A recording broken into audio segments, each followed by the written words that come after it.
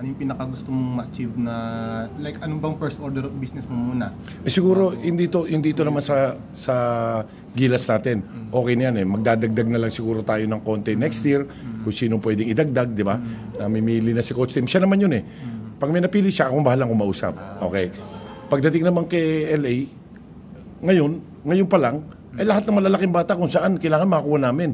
Kasi ang kulang natin talaga height eh.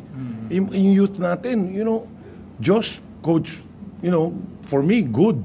Okay siya. Kaso lang talagang kulang sa malaki, no? So, yung program na gagawin ko, are they ready to that? To shoulder that, no? Yung long term. Kasi pag kumuha tayo, kunyari, PhilAm. O pag nandito, okay lang. Pero pag kumuha tayong PhilAm, pag-aaralin natin dito yun. Di ba? Aayusin natin lahat yun hanggang umabot silang 14, 15, 16, di ba? So,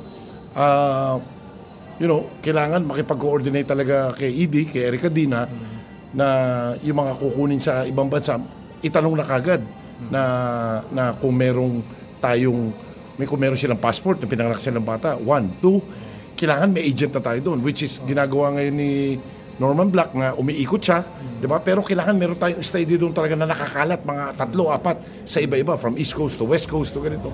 Tapos i-report sa amin, saka namin pupuntahan to explain to them ano makukuha ng bata pag lumipat sa atin. Yung mga ganun ba? So, hindi biro, no? Actually, mas mahirap yung youth. Yes. Kasi talagang magdi-develop ka from bata, kukunin mo na mataas. Hindi katulad dito, nandiyan na si Kai, nandiyan na si Junmar. But in long term naman sa Gilas, nag-uusap kami ni Coach Tim, sinasabi ko na yung mga ibang nagkakaedad na, kailangan may ready na tayo. Di ba? Hindi pwede yung hintayin natin talagang hindi naglalakad. So yun, naghahanap na rin kami ng mga pamalit na ganyan. Yung mga ibang bata, okay pa tayo eh, di ba? But we have to have a buffer.